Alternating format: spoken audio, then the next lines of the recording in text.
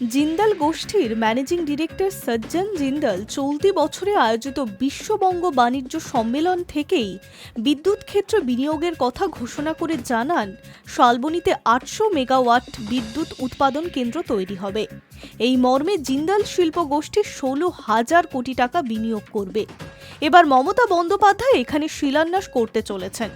উল্লেখ্য, ২০০৮ সালে এই শালবনীতে হওয়ার কথা ছিল ইস্পাত কারখানা। সাধারণ মানুষের থেকে পাওয়া জমিতে শিলান্যাস হওয়ার কথা ছিল, কিন্তু তা আর তৈরি হয়ে ওঠেনি। ঘরের কাছে চাকরির স্বপ্ন অধরাই থেকে যায় শালবনীর বাসিন্দাদের। প্রসঙ্গত, বাম আমলের সরকার শালবনীতে ওই জমিতে একটি বৃহৎ ইস্পাত কারখানা গড়ে তোলার পরিকল্পনা করেছিল, কিন্তু ২০০৮ সালের ২রা নভেম্বর মাওবাদী হামলার পর ইস্পাত কারখানার স্বপ্ন স্বপ্নই রয়ে যায়। ২রা নভেম্বর তৎকালীন মুখ্যমন্ত্রী বুদ্ধদেব ভট্টাচার্য একটি কর্মসূচিতে যোগ দিতে শালবনী থেকে মেদিনীপুর গিয়েছিলেন। বাড়ি ফেরার পথে তার কনভে ল্যান্ডমাইন বিস্ফোরণ ঘটায় মাওবাদীরা।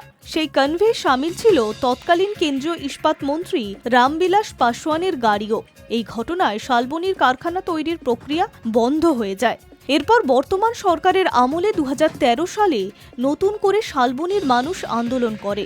আন্দোলনের ফলে সরকারকে দেওয়া সাধারণ মানুষের জমির ওপরে তৈরি হয় একটি সিমেন্ট কারখানা, যেখানে বর্তমানে কিছু স্থানীয় যুবক কাজের সুযোগ পেয়েছেন।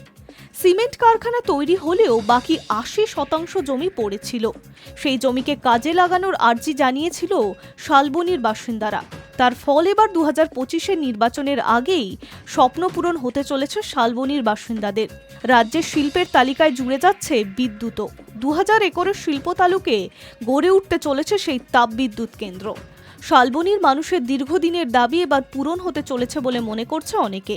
এই বিদ্যুৎ প্রকল্পের শিলান্যাস শুধু একটি প্রশাসনিক ঘটনা নয়, বরং বহু বছরের প্রতীক্ষিত উন্নয়নের সূচনা বলেই দাবি নবান্নের শীর্ষ আধিকারিকরা। এই প্রকল্প থেকে শুধু বিদ্যুৎ নয়, কর্মসংস্থান ও আর্থিক উন্নয়নের এক নতুন দিগন্ত খুলে যেতে পারে জঙ্গলমহলের জন্য।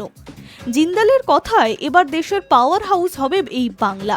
সফল হবে বিশ্ববঙ্গ বাণিজ্য সম্মেলনের প্রতিশ্রুতি।